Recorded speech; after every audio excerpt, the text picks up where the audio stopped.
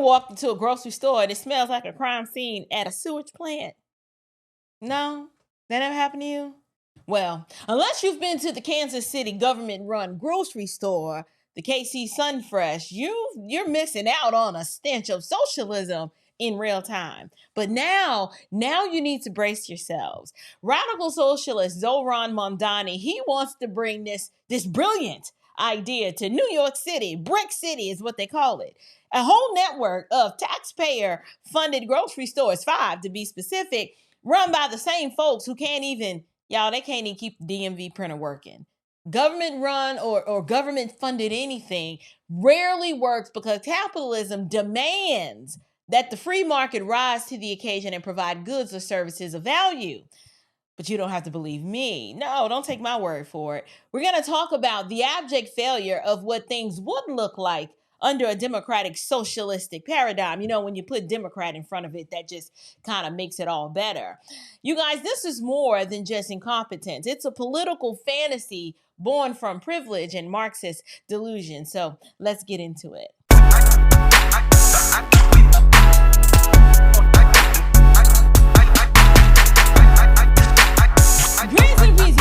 Welcome back to Unshakable with April Chapman, where we discuss all things social, cultural, political, and theological from a biblical perspective. I am your host, April Chapman, and today, you guys, we're going to discuss this textbook case study of what happens when you attempt to implement these pie in the sky socialistic dreams of grandeur, and then you're completely clueless about how the free market works and why capitalism is the best economic structure on the face of the planet. So here's what we have to do first. I need to reintroduce you to someone. Zoron Mamdani. We actually talked about him about a week or two ago. And the question is, let me refresh your memory. Who is Zoron Mamdani and what is he smoking? Take a look at this clip. When we talk about grocery stores, I've put forward a proposal for a pilot of one grocery store in each borough. These are 5 grocery stores that would cost $60 million in a city budget of more than $113 billion. And ultimately, the reason that we are so excited by them is we've seen that they've worked in Kansas. We've seen that when a feasibility study was done in Chicago, it was shown to be something that was not only feasible, but pressing and urgent in an urban setting. And finally, it costs less than half of what the city's already set to spend on subsidizing corporate supermarkets without any guarantee of cheaper prices, any guarantee of collective bargaining agreements, or that they accept SNAP or WIC. Well, you take me to my next question about grocery stores. Some executives, including one of the top grocery stores owners, billionaires, threatening to shut down his supermarket in the city. John Catsimatidis, who runs Gristedes grocery chain, you're probably very familiar with him. He said this on Election Day, quote, "If the city of New York is going socialist, I will definitely close or sell or move or franchise the Gristedes locations." So in case you're blessed enough to not know, Zoron Mamdani is a Democratic Socialist Assemblyman from Queens, New York, and he's currently running for the mayor of New York City. And y'all, he's the kind of guy who he reads the Communist Manifesto with like a scented candle and thinks that Karl Marx was simply misunderstood. Now, he, in Dumb as a Box of Rocks, AOC, the fake Sandy from the block, but not really. Neither one of them have ever owned a thing in their lives, and they've never really worked a real job in their lives. Yet, they want us to listen to them on what's best for America. Now, Zoron Mamdani, he recently announced plans as part of his political campaign promise.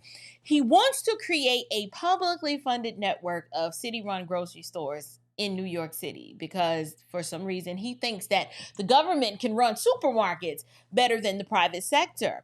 And so he mentioned that there are pockets of the city that are declared food deserts. And his solution to this problem is that the government should come in, kind of like how they did with affordable housing, and create government subsidized grocery stores. Well, we all know what government subsidized housing looks like. And maybe y'all don't know, so I'm here to tell you. It's called the projects. My great-grandma lived in the projects, and growing up after my parents divorced, me, my mama, and my 2 brothers had to unfortunately move in with my great-grandmother, who had a 1-bedroom apartment with 1 bathroom in forest houses in the South Bronx. And let me tell you, okay, I'm still traumatized. My 5-year-old self could not wait to move away from that place. Sometimes you had heat, sometimes you didn't. Who's to say? We don't know. Just depends on how they felt, right? A mouse here, a rat there, a roach here, or a lot of roaches here and there. No big deal, right? They didn't give a darn if the kids had respiratory problems from all the cockroach exoskeletons.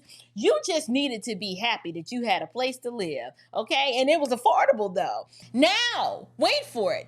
Not only did we have the pleasure of living in the projects, we had the pleasure of experiencing government cheese. Yes, that was a thing. Like literally blocks of government cheese, government peanut butter that would tear up your Wonder Bread because it didn't spread, government powdered milk that made you throw up. It makes me throw up every time I saw it. I don't know about you. I mean, my digestive system is still messed up to this very day because of all that government frankenfood. Anytime the government attempts to come in to help you, you can best believe disaster is not far behind.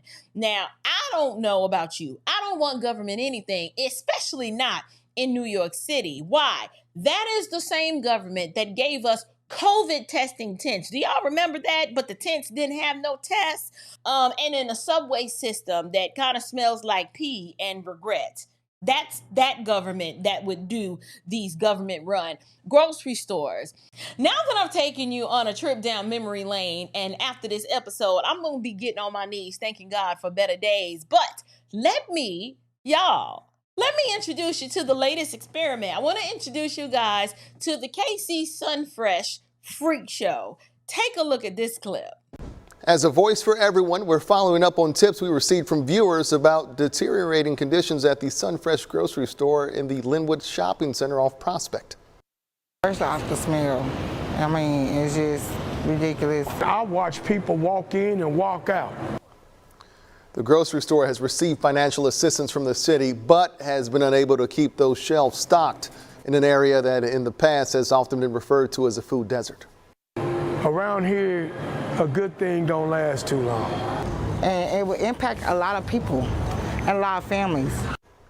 KSHB 41 News reporter Alyssa Jackson went to the store to witness it for herself and is amplifying the voices of frustrated customers and community leaders.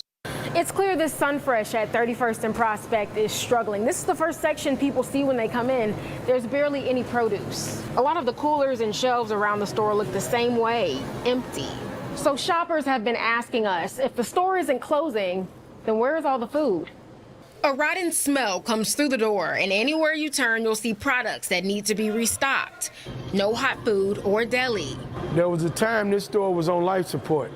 I can tell you today, right now, it's damn near dead. This is a new low, even to people like Pat Clark, who've watched the store go through its ups and downs. 30 days ago, hell, we look like a grocery store again. The city owns the Linwood Shopping Center. A nonprofit operates the grocery store. Public and private investments are in the millions of dollars for the center. The nonprofit didn't respond to a request for comment. I did ask the mayor's office if the city had plans to step in and consider additional funding. The office responded, the city will work closely with store ownership and all neighborhood stakeholders to support the long-term viability of the store based on normal revenues from customers and area consumers. Where is the money at? I'm asking where the money is. The shelves could indicate the future of the store. Come in here. Look what's going on. They also say a lot about how much patience people have left. Let this store close. Everything on this lot will start to fail. Then whose problem is it then? Alyssa Jackson, KSHB 41 News.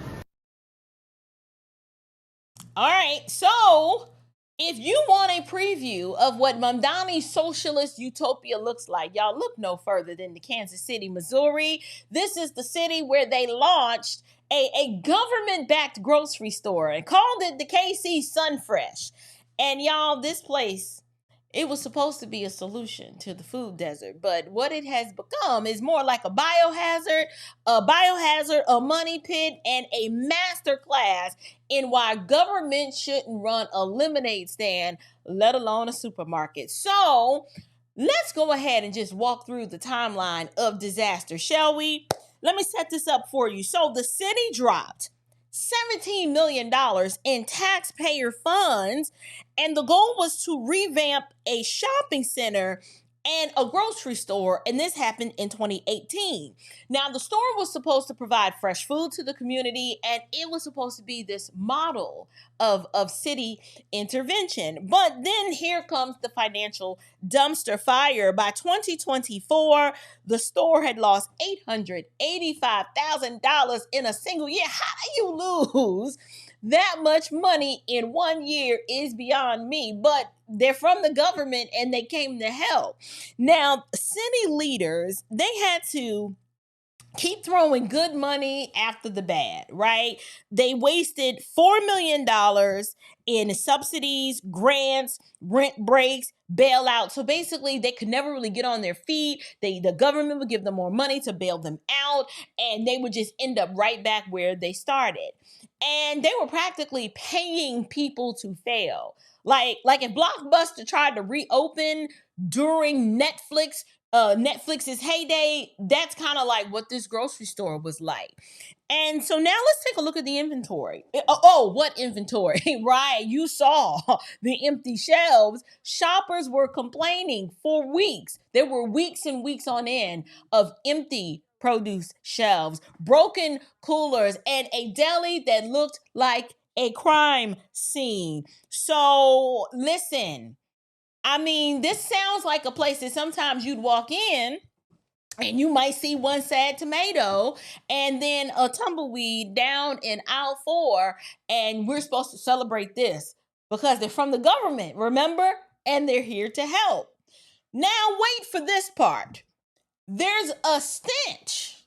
We cannot forget the smell, because what's a socialist experiment without the aroma of human feces and dead rats and raw sewage? I mean, this is like their recipe for success. And so we have multiple employees. They confirmed that, y'all, there was actual human defecation inside the building, not behind the building, on the side of the building, well, maybe upside the building, but no, inside the building. And in the stairwells, they were using the stairwells as toilets, human excrement. Okay? One vendor said, you can't sell groceries, right, where it smells like death. Amen, brother. I agree. How do you stock shelves if the produce department smells like the underworld? I mean, I don't know how you do it, but I don't want to shop there. Now, let's move on to the crime and the chaos, because crime was rampant. There were assaults and theft and drug use, lots of loitering. I mean, you had daily police patrols, visible security, yet the people were still coming in naked, fornicating in the listen. When I heard that they was having schmecks in the grocery store or in fornicating and urinating in public, like, listen. Okay. I'm just saying, this is a bit team too much for me. There is an account where a pastor, this is a whole corridor of wrongiousness. It wasn't just the grocery store. It was this whole landmass that was purchased as part of the revitalization program. And there's this pastor who said, he's from the church next door. He said he saw a couple making love on the library lawn across the street. Okay, so I mean, I don't know if they were married. I don't know, but Sodom and Gomorrah was straight up happening, y'all. So here's what I want to talk about. We need to discuss why socialism always sounds better in theory, but it stinks in practice. First of all, when you have a grocery store like this and it's not privately run, there's no incentive to create a pleasing and pleasant environment. The government's running it, so the employees are like, it is not my store. They're not invested in it. They have no skin in the game whatsoever. And so there are always going to be problems when you try to artificially manufacture stuff like this. Now, here's the problem. People like Zoron Mamdani, they don't know the first thing about profit and loss. They don't know anything about customer service, logistics. They don't work, right? They don't know nothing about work. And the truth of the matter is that there's no such thing as a food desert. I know liberals love talking about food deserts, and there are even some conservatives that talk about food deserts. Let me break it down for you. There's no such thing as a food desert. What you have is the private sector that is refusing to place a grocery store, which is a business that operates for profit, in places where there's either no need, low demand, or poor performance. So let me break it down. There's no such thing as a food desert. What you have are pockets of places where there is no development, no economic incentive for a private business owner to put a store there, because if a business is doing a feasibility study and they're like, the people in this community, they don't want that. They don't eat the food that we sell. Why would you put a Greek restaurant in the middle of the hood? Right? Like, those people don't want that. They haven't expressed a need or desire for that, so you wouldn't do it. And it's not just that. It's all of this is about supply and demand. There are many, many factors that affect one or more of those variables I just talked about. So let me give you a live example. I used to live in DeKalb County, right? Not too far from where Stillbirth is. And there used to be a Target. Yes, woke and weary Target. They had a beautiful store right in the city of Stonecrest. And it wasn't even that far from Stillbirth Missionary Baptist Church. And y'all, this Target was nice. It was larger than most. It was a super Target. If I'm not mistaken, it was a super Target. It was super big, and it was such a pleasant shopping experience. Until your cousin and them started doing what they always do, stealing, right? That Target stayed open until it was no longer what? Let's say the word, profitable to do so. I am telling you, I know you guys want to blame this stuff on racism, but I am telling you, when it comes to profit, when it comes to green, when it comes to money, I don't care how racist the most racist white boy of the whitest white racist is. When it comes down to his dollars and his cents, he gonna put that racism aside for the almighty dollar.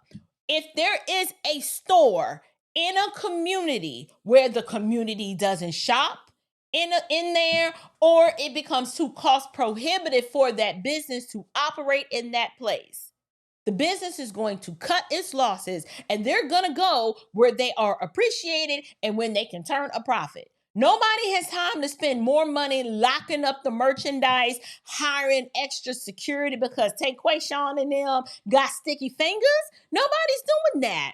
On top of that, if the people in a community, if they don't shop there, why would a corporation continue to do business there? They're not a nonprofit. They're not just doing this out the kindness of their heart. They're doing it because they're in business to make money. Once a corporation closes a store, they're doing it because there's a reason. No corporation will close a store that is profitable and successful. It just doesn't happen. I mean, it just doesn't make any sense. But do you know what kind of businesses that we keep seeing popping up in these communities that are allegedly food deserts? I'll tell you. There's no shortages of Dollar Generals, Dollar Trees, Family Dollars. You can best believe that the reason why all those kinds of stores, they are horrible and low budget as they may be, but they keep popping up. Why? Because the people who live in the communities that want what they're selling. That's it. So we can blame capitalism all day long, but capitalism will always respond to the market. It's about supply and demand. Liquor stores and title ponds do well in some areas and not so much in others. Why? Because it's the private sector. The private sector understands supply and demand. But the government, With these brain dead politicians who've never run a business before, no, they do not have a clue of what they are doing or what they are talking about. They treat socialism like it's a little Pinterest board, not a governing philosophy with real world consequences. Zoron Mamdani or AOC, they've never run a business. They've never met or had to meet payroll. They've never had to fire someone, and yet they want to manage supply chains and sell bananas. You have got to be kidding me, y'all. It's this. The vibe that I get from that is this revolutionary role play. Like, who are we fooling here? This sounds just like Che Guevara with a Whole Foods loyalty card, right? The two don't go together. So let me speak real plain and teach you something that you may have never heard before. The government, y'all, the government should not be in the grocery business. I'm sorry. Government is great at a few things. Wasting money, losing documents, and giving you a court date 8 months from now for a pothole that you fell into that they failed to fix. They're good at those types of things. But the free market, the private sector, they have no clue about that. This is where innovation and service and efficiency live. And it's where individuals who have genius ideas such as a product or a service, and they bring value and they have something to offer to the market decides whether it's good or bad. The market will tell you whether you are a success or if you are a failure. It's the private sector. The private sector that focuses on being efficient, having great customer service, making sure that the individuals who patronize the business are happy. Is the store clean? Did the shoppers have a great experience? Do they feel safe? I can guarantee you, nobody is about to roll up in Target and pull their pants down and take a dump there. Do you want to know why that's not happening? It's because they know that their guests don't want to experience that. And so they will make sure that foolishness like that doesn't happen and that it gets handled because it's going to affect their bottom line. However, the government is different. If the government is running it, nobody cares because they don't have a vested interest in it being successful, nor are they accountable to anyone for making it better. You just get what you get with the government. I just told you about the government cheese and the peanut butter. You get what you get. Okay? What these socialist idealists don't know is that competition is what incentivizes excellence. This is why the schools are trash, right? And it's why I'm always advocating for school choice, because if the public school system, if they had to compete, and we know that they can't, they would be forced to be better and do better. If Walmart doesn't have what you want, people are like, fine, I'll just go to Aldi's. If Aldi's is out of bread, you hit up Kroger. If Kroger is closed, you can use Instacart. Find somewhere else to get what you want. That is called choice. That is called capitalism. It has always worked. But socialism, it offers one option. And if it's empty shelves and poop-stained tile, oh well, that's your commissary, comrade. You're gonna like it, and you better hold your nose when you walk in. So, let's talk a little bit about stewardship, okay? Because from a biblical perspective, there's an element of the human nature in this. And so I want to kind of ground this whole discussion and bookend it with what the Bible talks about as it relates to stewardship. The Bible talks about stewardship, not waste or government dependence, meaning we're called to work. We're called to work and provide value to the marketplace using the gifts, talents, and abilities that the good Lord blessed us with, right? So he calls us to work. We're not supposed to wait for the government to hand us bread with no yeast, right? Why? 2 Thessalonians. Let me read it to you real quick. It says, and this is 2 Thessalonians 3:10. If anyone is not willing to work, let him not eat. And so this is a really simple and binary application. In the kingdom economy, You reap what you sow. But in socialism, you reap what the government forgot to restock. Nobody wants that. So maybe, just maybe, the lazy, shiftless people, right? The ones that the Bible has a lot to say about those. The Bible talks about the lazy and shiftless people too. God created us with this ability to create, right? He wants us to be productive. He blesses the fruit of our hands by whether it's a trade or the ability to manage resources. The free market actually reflects such a biblical truth. It rewards the laborer and it rewards the innovator for a job well done. But Mamdani and his ilk, no, they want to confiscate what others have earned and redistribute it inefficiently, wrap it in good intentions. But all of that is rooted in the idolatry of the state, where the government is God. The government is not the answer to all things. And first of all, if you just had just a inch of common sense, you'd be able to look at what the government is able or unable to accomplish, and you would see that they've already proven to screw up everything that they touch. At some point, when are we going to believe them?